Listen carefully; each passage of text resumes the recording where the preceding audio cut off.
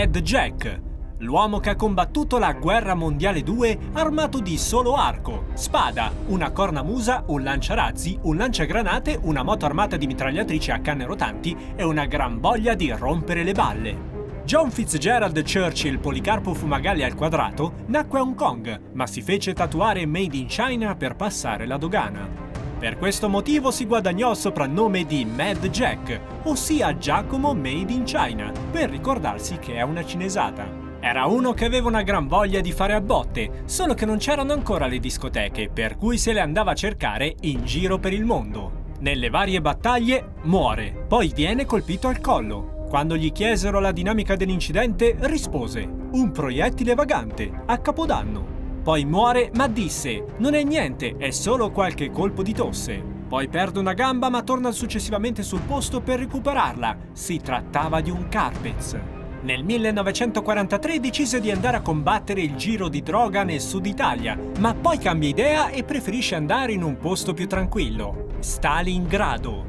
A Stalingrado si trova bene, conosce un sacco di gente simpatica, il lavoro gli piace, ma gli affitti sono un po' troppo costosi. Ma a un certo punto resta da solo, senza munizioni, nel mezzo di uno scontro a fuoco con 200 tedeschi incazzaten. Così decise di fare la cosa migliore in questi casi: suonare la cornamusa.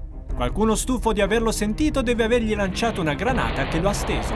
Così viene catturato e mandato in un campo di concentramento, ma non si trova bene perché le spese condominiali erano un po' troppo alte. Così decise di scappare. Viene però catturato e spedito a calci nella cornamusa in un altro campo di concentramento. Ma anche qui non si trova benissimo perché un condomino non chiudeva mai il portone. Così scappa di nuovo. Viene catturato una terza volta, ma lo spostano nuovamente perché le SS stavano subendo da lui atti di bullismo, del tipo citofonare e scappare.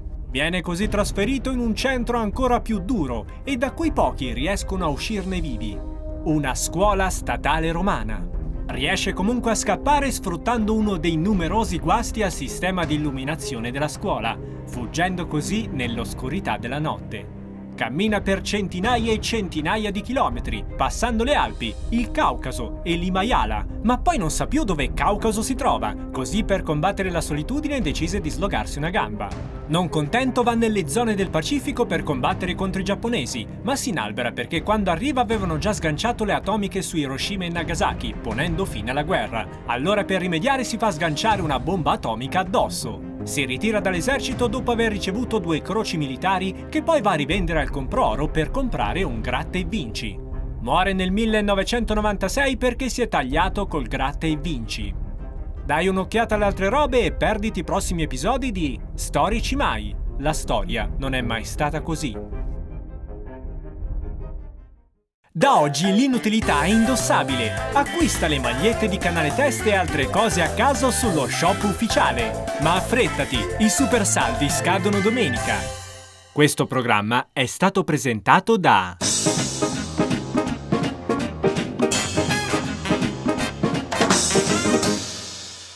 Segui e commenta Canale Test su YouTube, Facebook, Twitter, Instagram, MySpace, Netlog e altri social dismessi.